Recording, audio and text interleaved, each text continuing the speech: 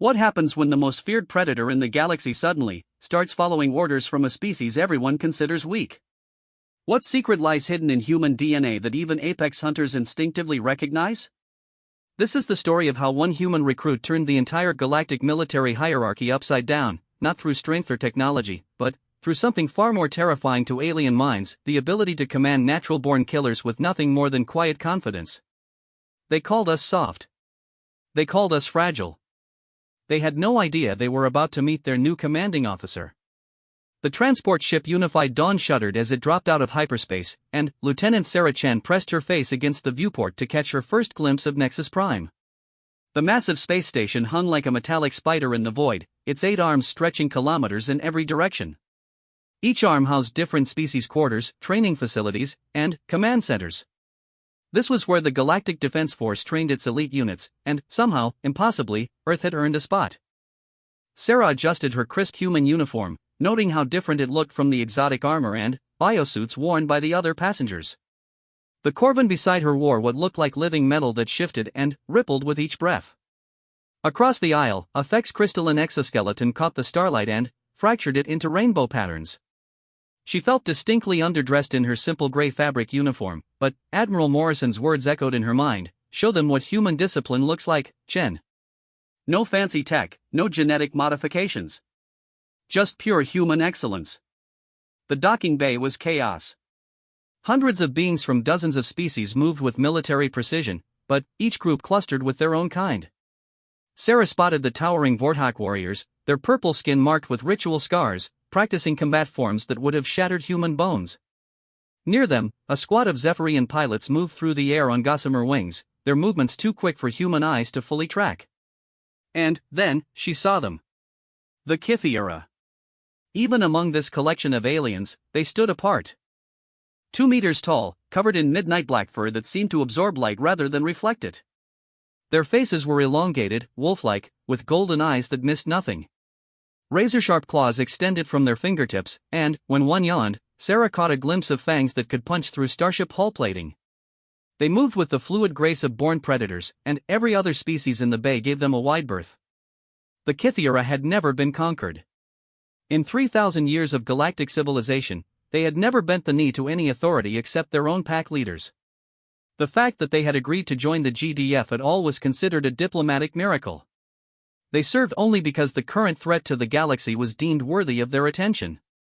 Sarah shouldered her pack and joined the flow of new recruits heading toward the orientation chambers. She found herself walking behind 2 Corvin warriors who were speaking in their clicking, metallic language. Her universal translator picked up fragments. Soft species finally arrived. And how long before the Kythera eliminate the human? She kept her expression neutral, but inside, her stomach churned.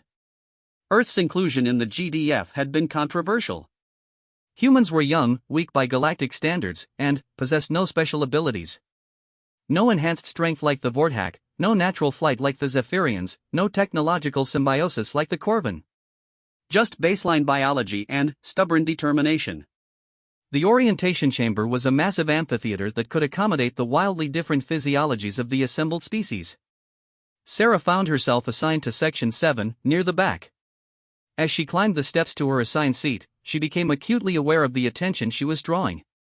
Conversations stopped. Golden eyes tracked her movement. She could practically feel the predatory focus of the Kythera as she passed their section. One of them, larger than the rest with intricate scarring across his muzzle, spoke just loud enough for her to hear. The human walks like prey trying to convince itself it's a predator. His pack mates rumbled with what Sarah assumed was laughter. She took her seat without responding, but her cheeks burned. Around her, other species whispered among themselves. The Thex crystalline forms chimed with disapproval. A group of Aquarian delegates bubbled in their environmental suits, and she caught the translated words liability and weakness. The lights dimmed, and a massive holographic display materialized at the center of the chamber. General Varek, a Vorthak veteran whose purple hide bore the scars of 100 battles, strode onto the stage. His voice boomed across the amphitheater without need for amplification. "Warriors of the galaxy," he began, his words automatically translated for each species present. "You are here because your worlds face a threat unlike any in recorded history. The devourers approach from the dark between galaxies, and they consume everything in their path. Planets, stars, entire systems disappear into their biomass. Conventional warfare is useless against them. They adapt, they evolve, they overcome. The hologram shifted to show the devastation left in the devourer's wake. Where thriving systems had once existed, only empty space remained. That is why we need something new, Varek continued. Something unexpected. Each of your species brings unique capabilities to this fight. The Vortak bring strength. The Zephyrians bring speed. The Corvin bring technology. The Thek bring mental discipline. The Aquarians bring adaptability. His gaze swept across the chamber and landed on Sarah's section. And humans bring unpredictability. The word hung in the air like a challenge. Sarah felt hundreds of alien eyes upon her, measuring, judging, dismissing. She kept her spine straight and her expression calm, even as doubt gnawed at her confidence. You will train together, Varek announced. You will fight together. And, if you succeed, you will save the galaxy together. Training begins at dawn cycle. Dismissed.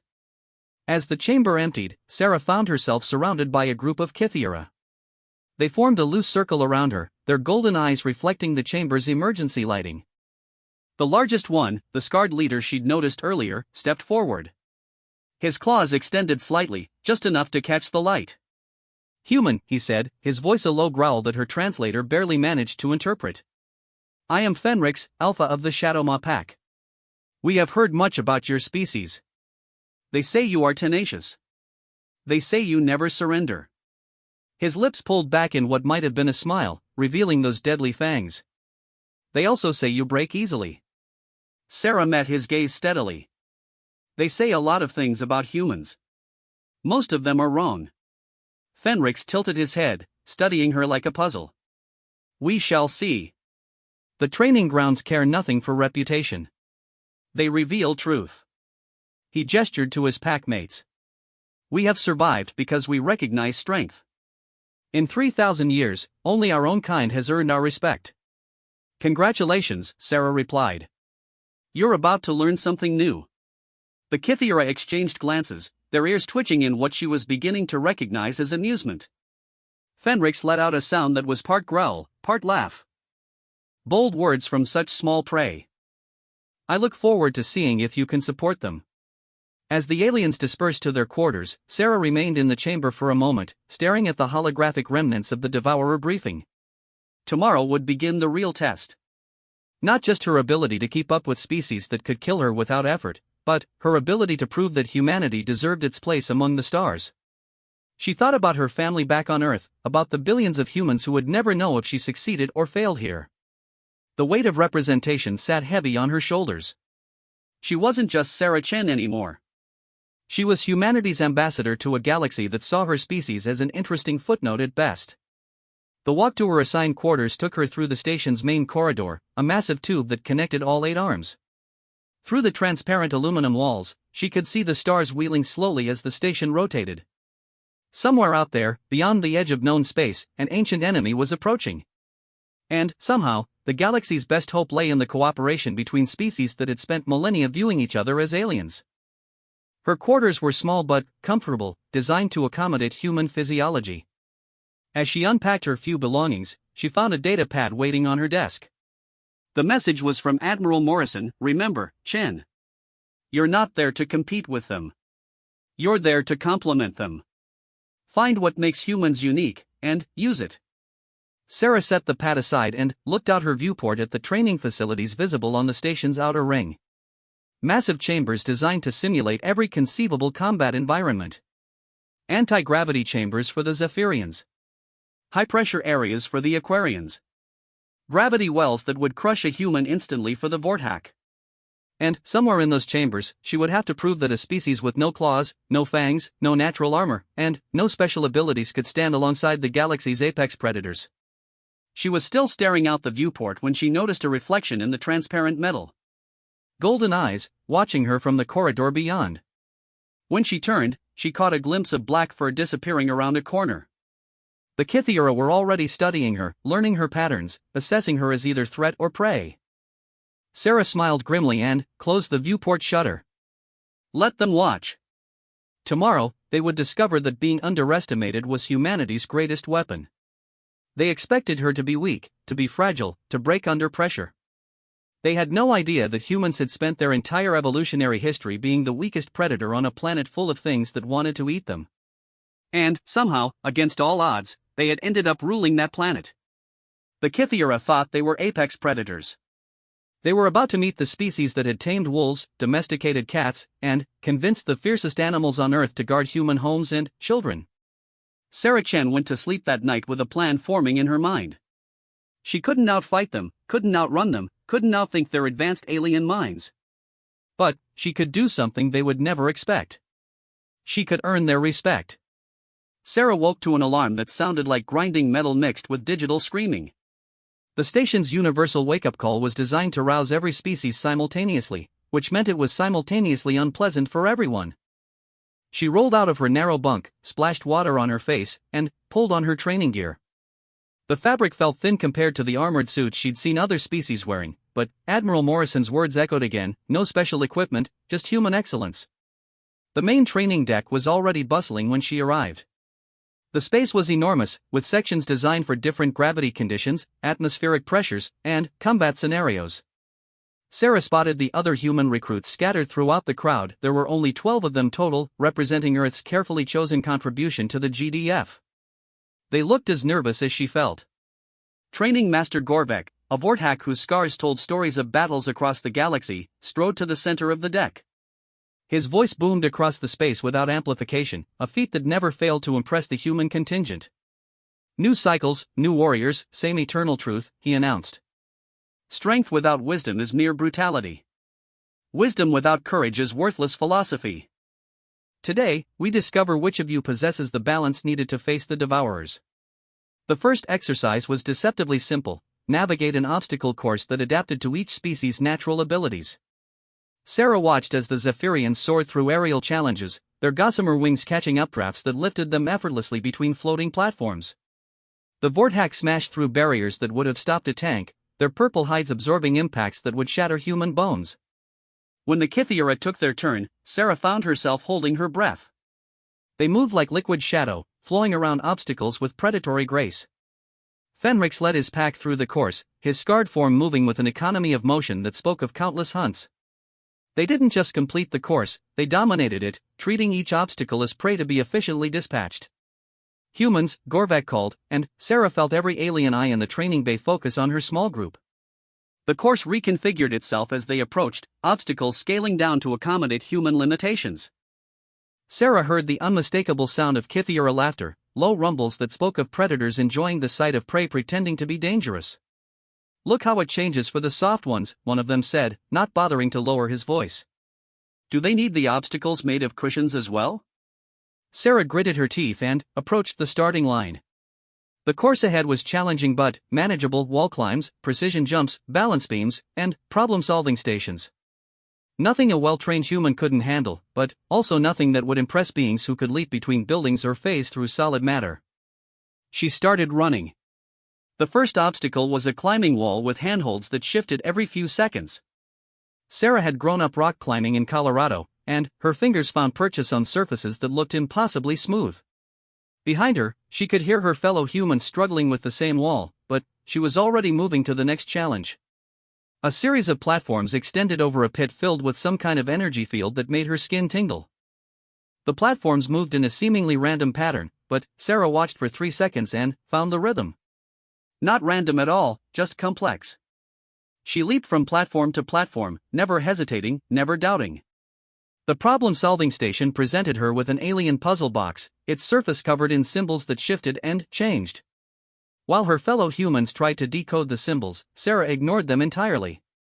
Instead, she felt for the vibrations in the box, listening to the subtle sounds it made as she manipulated different sections. Puzzles were just patterns, and patterns could be felt as much as seen. The final obstacle was a balance beam that was only 2 centimeters wide, suspended over another energy pit. While the other humans carefully inched their way across, Sarah ran. Her childhood gymnastics training kicked in, muscle memory guiding her across the narrow surface at near sprinting speed. She finished the course in time that was respectable for a human, though laughably slow by galactic standards. But, as she caught her breath, she noticed something strange. The training bay had gone quiet. Every species was staring at her, but their expressions had changed. The casual dismissal was gone, replaced by something like puzzlement. Fenrix approached, his golden eyes fixed on her face. "You did not solve the puzzle the way it was designed to be solved," he said. "It wasn't a question.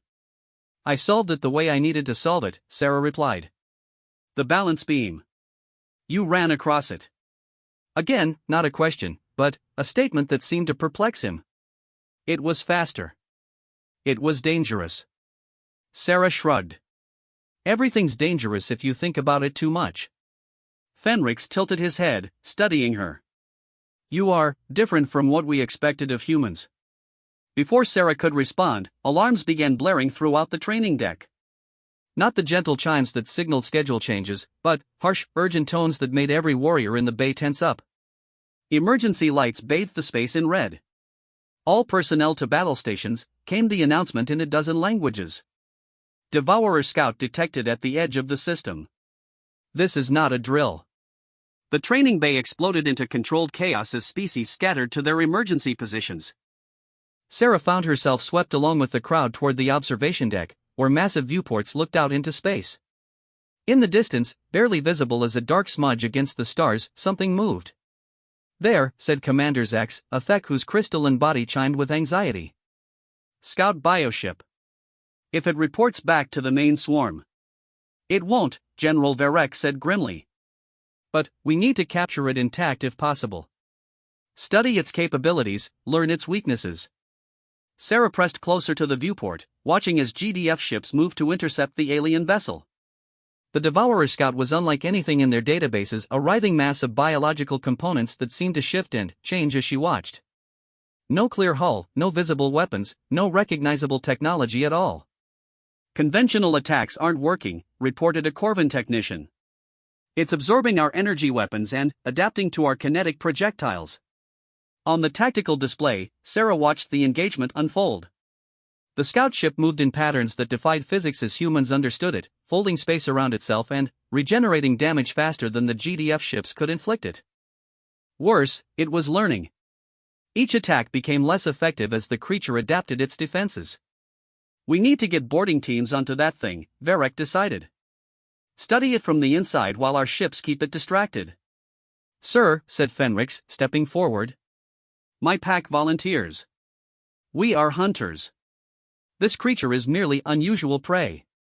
"Negative," Verek replied. "Too valuable to risk on a scouting mission. We'll send the expendable units first." Sarah felt her stomach drop as the general's gaze swept across the assembled recruits. Expendable units. He was talking about the humans. "Sir," she said, stepping forward before she could talk herself out of it. "Request permission to lead the boarding mission."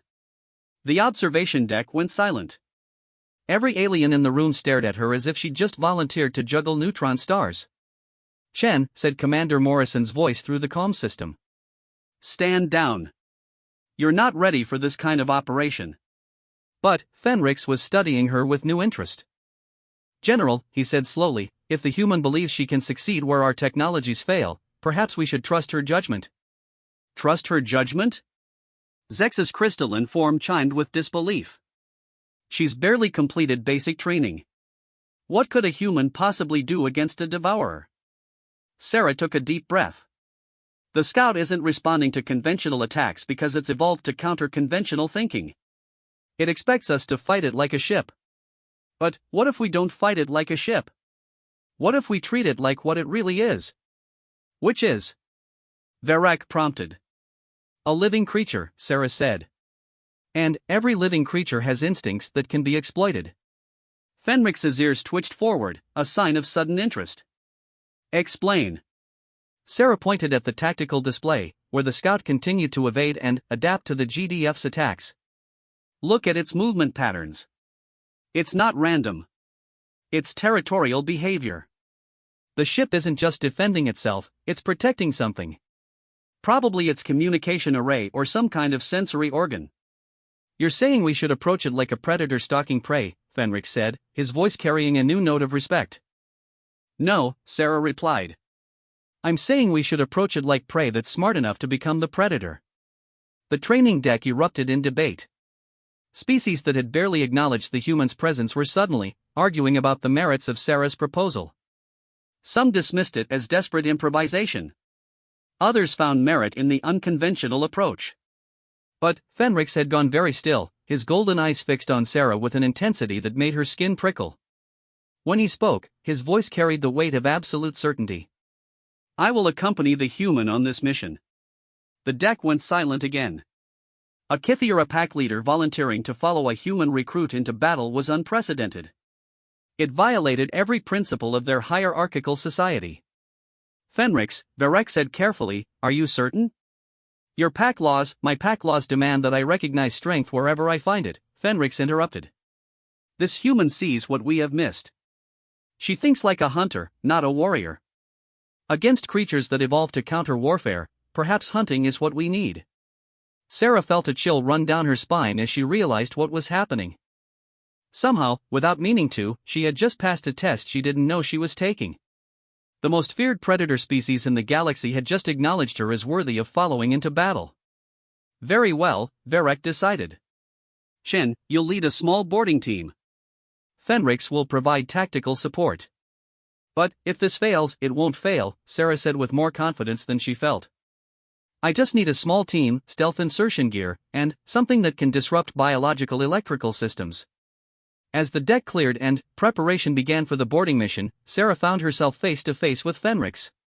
The massive Kythera was even more intimidating up close, his scarred muzzle bearing the marks of countless battles.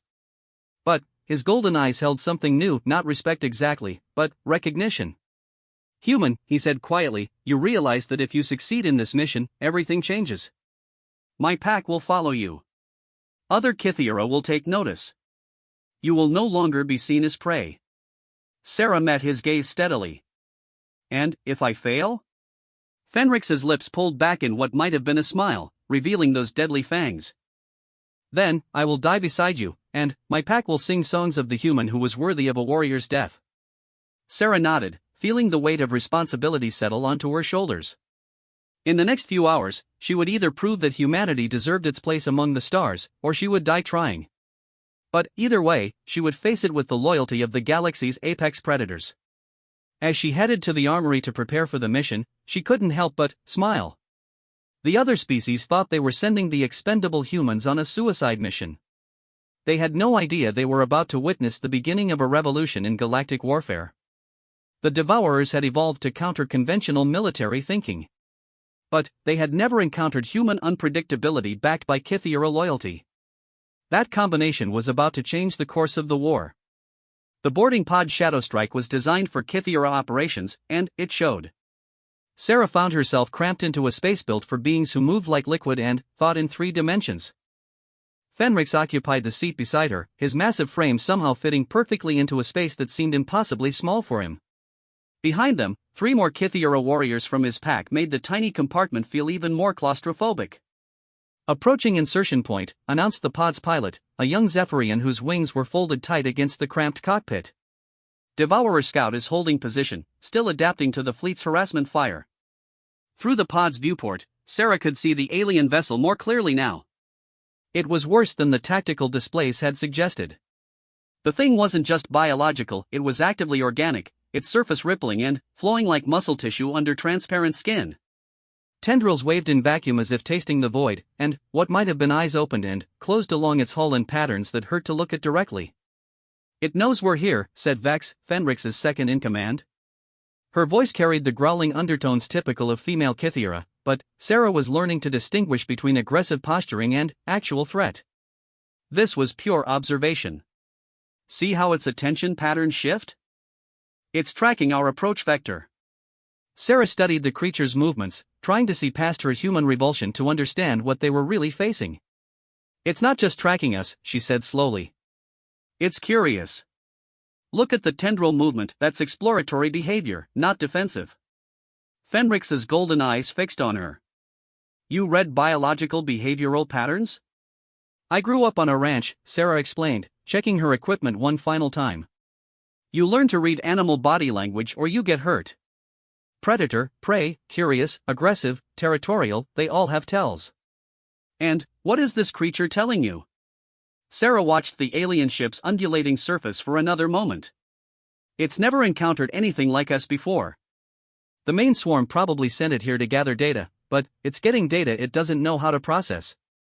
Our ships are acting like territorial predators, but we're not following any biological patterns it recognizes. The pod shuddered as it entered the Devourer's defensive field. Warning lights flickered on the control panel as the ship's biological systems began scanning them. Sarah felt a strange tingling sensation, as if something was trying to crawl under her skin. Bioscans increasing in intensity, the pilot reported. It's trying to catalog our biological signatures. Let it, Sarah said, earning surprised looks from the Kythera. We want it focused on us, not on defensive measures. The insertion went smoother than expected. The Devourer's hull parted like muscle fibers, creating an opening just large enough for their pod to slip through. As they emerged into the ship's interior, Sarah's first thought was that they hadn't entered a vessel at all, they'd been swallowed.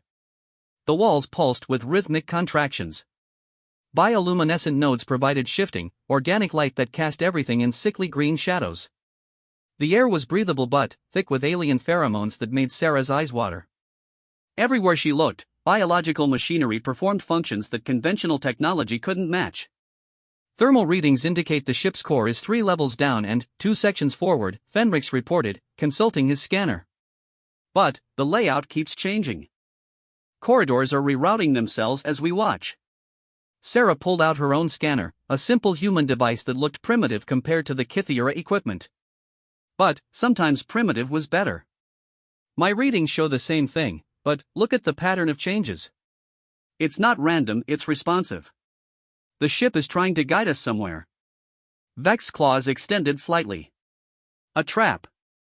Maybe, Sarah said, studying the scanner readings more carefully. Or maybe it wants to communicate. Think about it, this is a scout ship. Its job is to gather information and report back. What if it's never encountered a species that tried to board it instead of just attacking from a distance? As if responding to her words, the corridor ahead began to shift. What had been a narrow passage widened into a broader thoroughfare, while side passages contracted until they were barely visible. The message was clear, this way.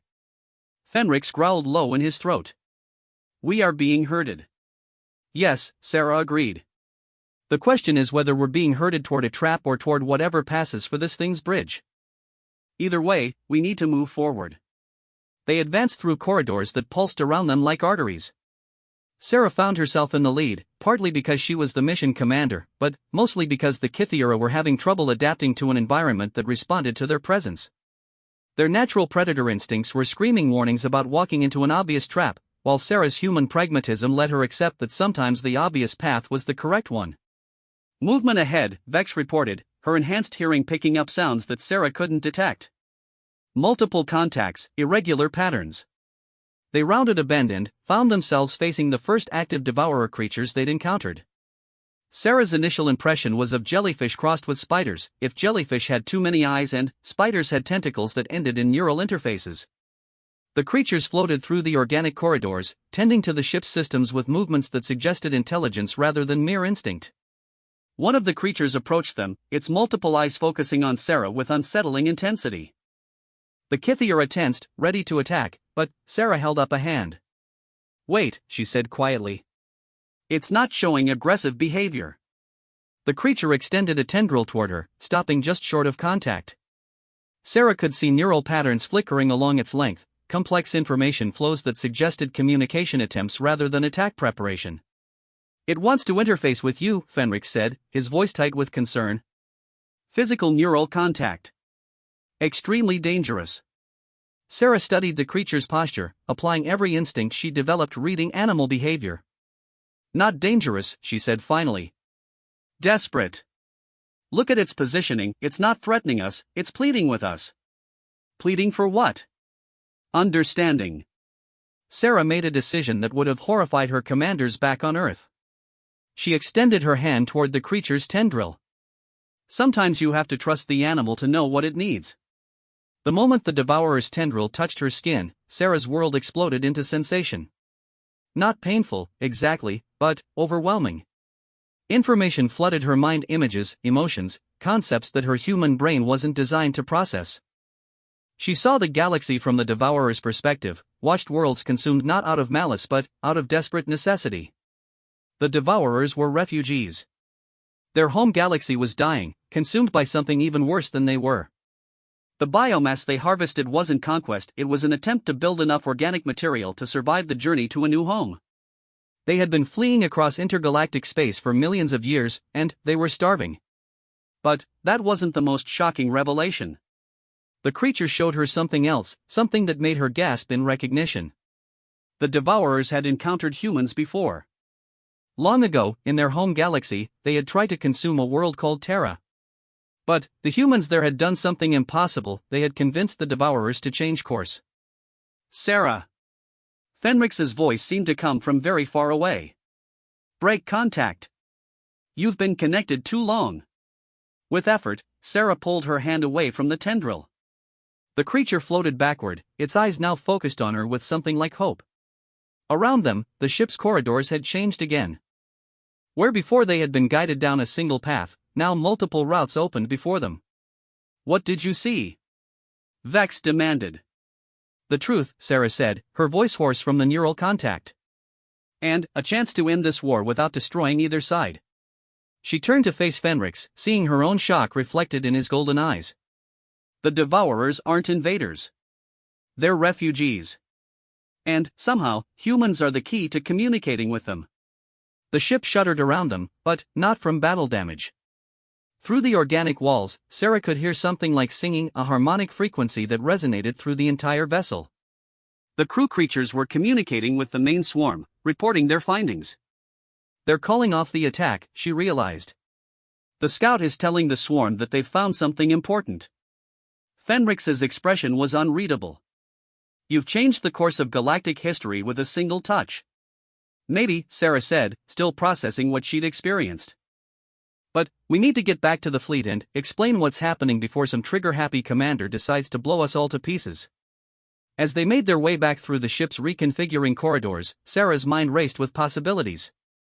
The neural contact had shown her more than just the Devourer's origins, it had shown her how human neural patterns interacted with their bioships. Humans weren't just compatible with Devourer technology, they were uniquely suited to interface with it. Thousands of years ago, when the Devourers had tried to consume the original Earth, they had discovered that human neural patterns could override their consuming instincts. The humans hadn't fought them off through superior technology or military might, they had simply convinced them that there were better ways to survive. Fenrix, she said as they reached the extraction point, what do you know about human history? Our early space exploration efforts? The Kythera leader tilted his head. Very little. Your records show no contact with galactic civilization until recently. Sarah smiled grimly as their extraction pod docked with the boarding port. That's because we never told anyone about our first contact. Turns out, humans have been dealing with the Devourers for a lot longer than anyone realized. As they lifted off from the alien vessel, Sarah watched the scout ship through the viewport. It was no longer the terrifying bioweapon that had threatened the system. Now she could see it for what it really was, a living creature, far from home, carrying a message that could save two civilizations. The question now was whether the galaxy would listen to that message, or whether fear would drive them to destroy the opportunity for peace. And, somehow, the answer seemed to depend on whether other species could learn to trust human instincts the way Fenrix had learned to trust hers. Behind them, the Devourer scout began broadcasting on frequencies that hadn't been heard in the galaxy for millions of years. Not the hunting calls of predators, but something much older and more powerful. Songs of Hope. The emergency session of the Galactic Defense Council convened in the largest chamber aboard Nexus Prime, a massive amphitheater designed to accommodate representatives from every member species. Sarah sat in the human section, still recovering from her neural interface with the Devourer scout. Beside her, Admiral Morrison looked haggard from the constant stream of reports flooding in from across the galaxy. The session had been called because what Sarah had learned aboard the scout ship was spreading. Within hours of her neural contact, Devourer swarms across 3 sectors had begun broadcasting the same harmonic frequencies. Not attack signals or territorial markers, but something that universal translators were struggling to interpret as songs of greeting. General Varek stood at the center of the amphitheater, his purple hide darker than usual with stress. The situation has evolved beyond our military protocols, he announced. What began as a scouting mission has apparently triggered a galaxy-wide change in devourer behavior. They are no longer attacking our colonies. Instead, they are waiting. Waiting for what? Demanded Commander Thex, the Corvin representative. Their cybernetic implants flickered with agitation. Our fleets report that entire swarms have taken up positions just outside our defensive perimeters. They could overwhelm us at any moment. They're waiting for us to understand, Sarah said, standing up from her seat. Every alien eye in the chamber focused on her, and she felt the familiar weight of representing her entire species. The neural contact showed me their history. The Devourers aren't conquerors, they're refugees from a dying galaxy. And they've encountered humans before. The chamber erupted in discussion. Representatives who had barely acknowledged human presence were suddenly demanding details, explanations, proof. Sarah waited for the noise to die down before continuing. Approximately 50,000 years ago, the Devourers tried to consume the original Earth. But something happened during that encounter that changed their fundamental behavior. They learned that consumption wasn't their only option for survival.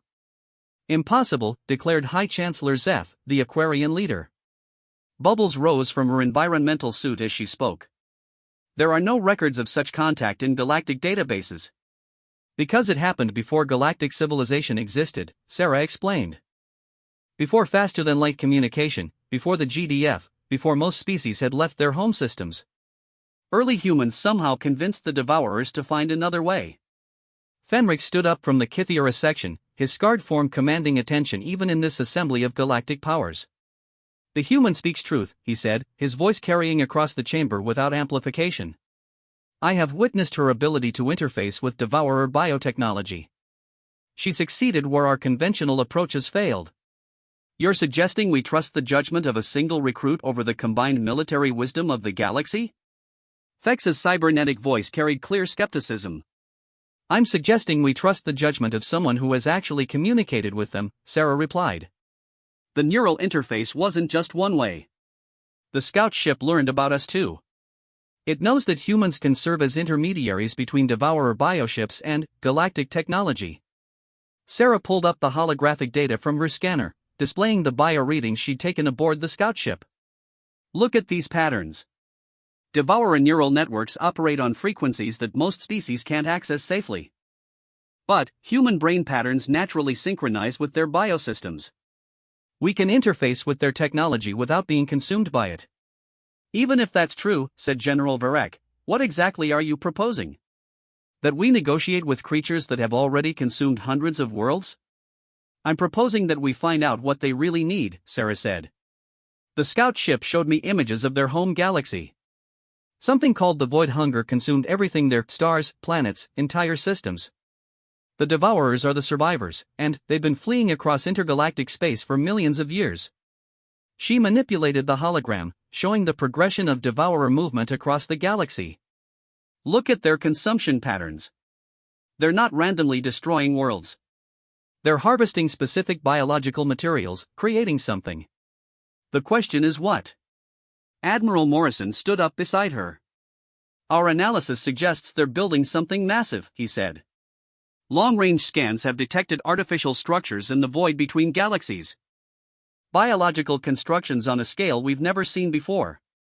Arcs, Sarah realized, the pieces clicking together in her mind. They're building refuge arcs. Massive bioships capable of sustaining entire populations across intergalactic distances. The consumption isn't conquest, it's desperation. The chamber fell silent as the implications sank in. Chancellor Zeth was the first to speak. If what you're suggesting is correct, then, the Devourers are attempting to evacuate their species to our galaxy. Not just their species, Sarah said, remembering more details from the neural contact. The images I saw showed them preserving genetic material from their home galaxy.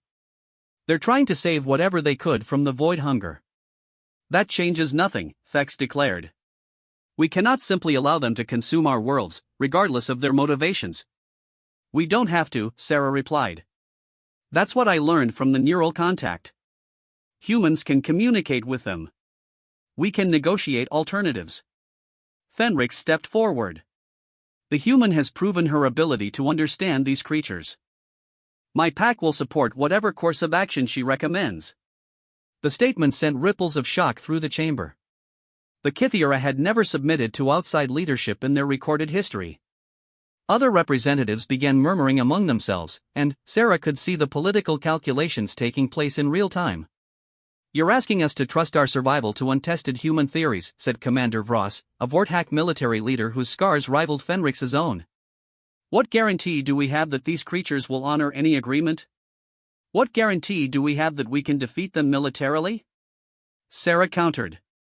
Our best tactical analyses give us maybe a 30% chance of victory in a full-scale war.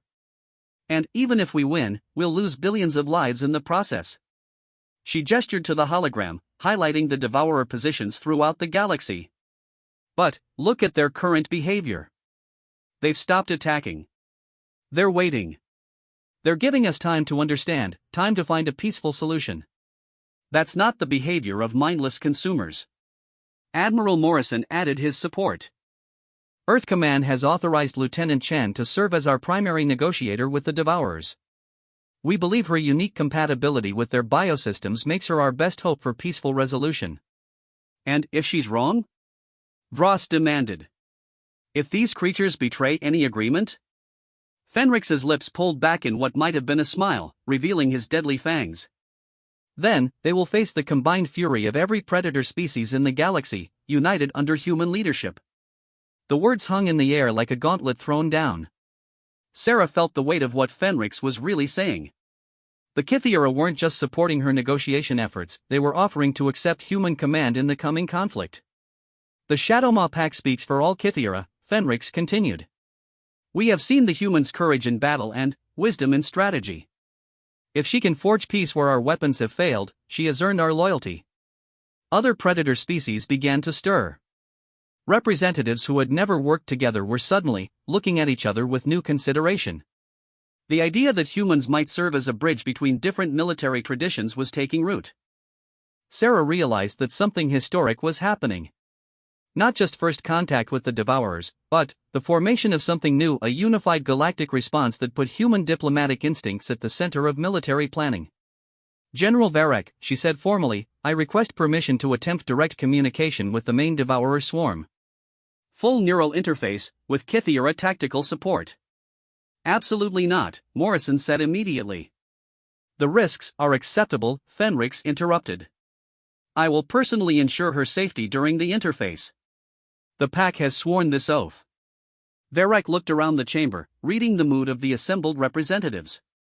Political alliances that had taken centuries to build were shifting in real time, all focused around the young human who had somehow earned the respect of the galaxy's apex predators.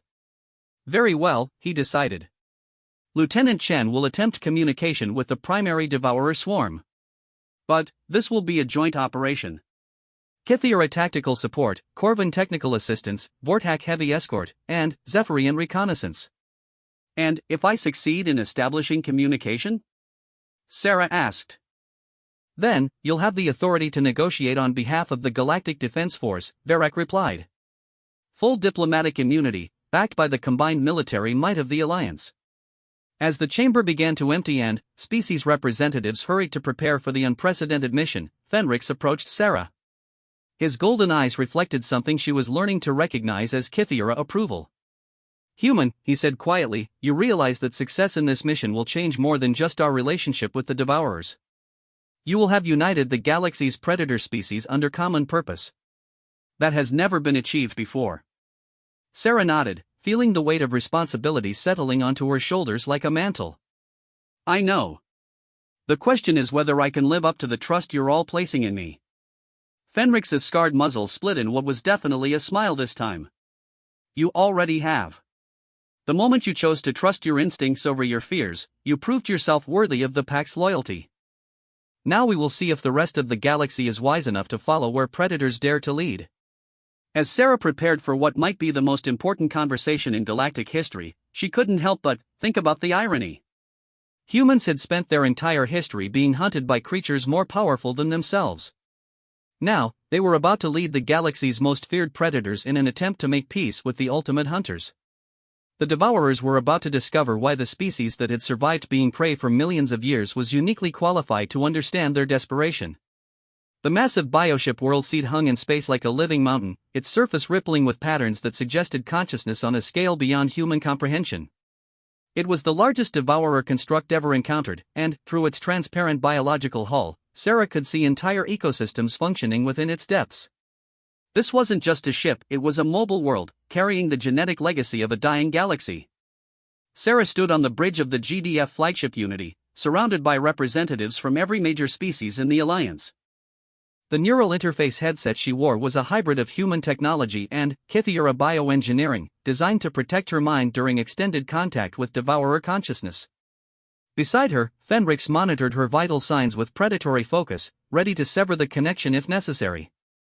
Long-range scans confirm what we suspected, reported Commander Thex, their cybernetic implants interfacing directly with the ship's sensor array. The world seed contains preserved genetic material from thousands of species. It's a biological archive. More than that, said Sarah, studying the readings from her preliminary scans. It's a nursery. Look at these biopatterns, they're not just storing genetic material, they're actively maintaining living ecosystems. The Devourers aren't just preserving their own species. They're trying to save everything they could from their home galaxy. Admiral Morrison's voice crackled over the comm from Earth Command. Lieutenant, you're cleared for full neural interface. But, remember, you're not just representing humanity anymore. The entire Alliance is counting on your success. Sarah nodded, then looked around at the assembled representatives.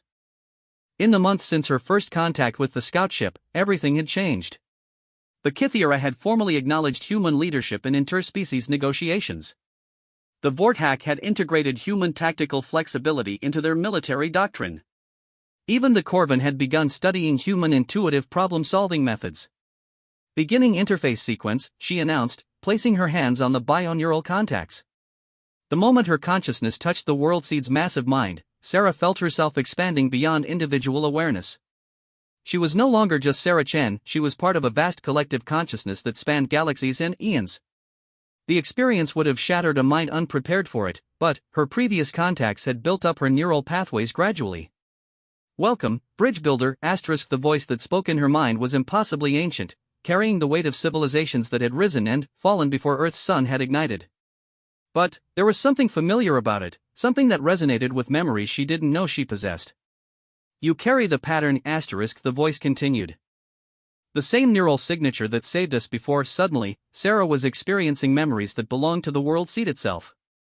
She saw the original Earth as the Devourers had first encountered it 50,000 years ago, a blue-green world teeming with life, defended by primitive humans who had no right to survive against cosmic-level predators.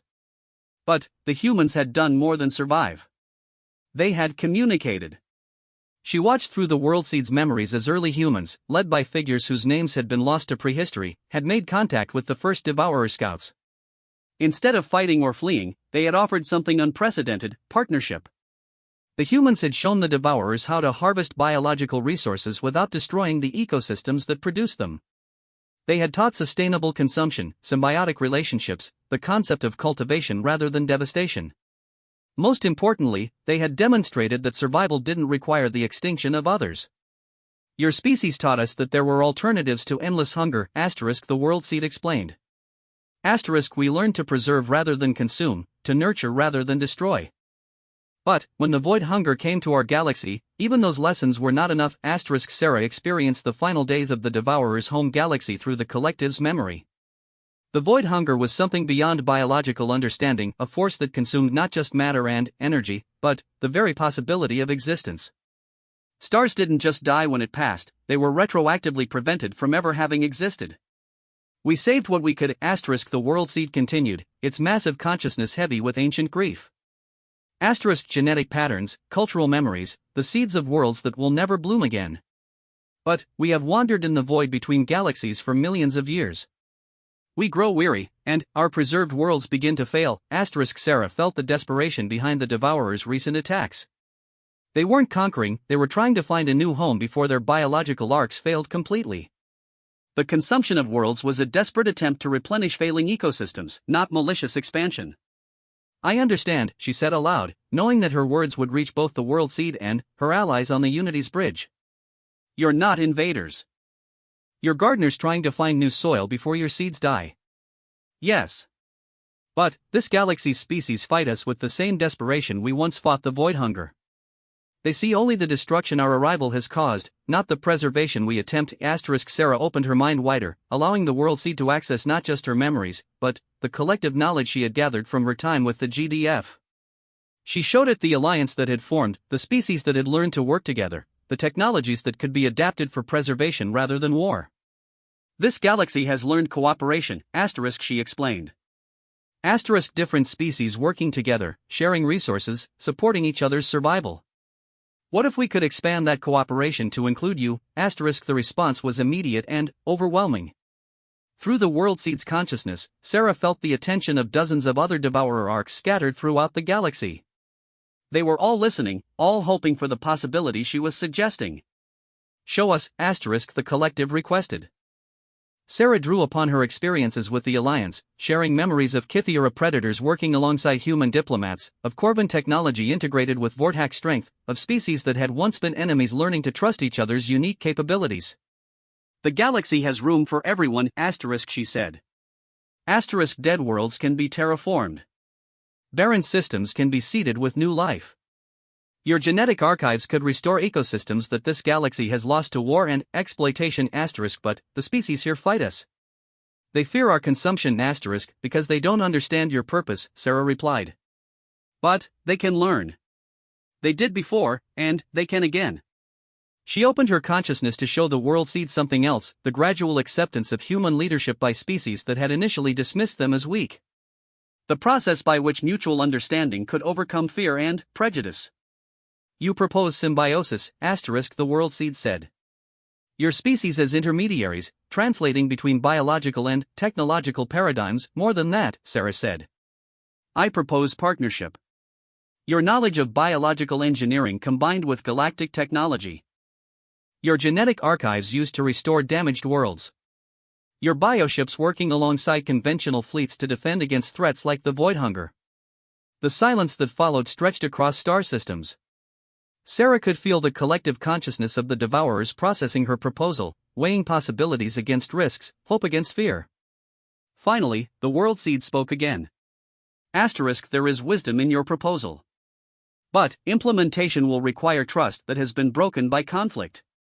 How do we convince your alliance that we offer life rather than death? Sarah smiled, feeling the pieces of a solution falling into place.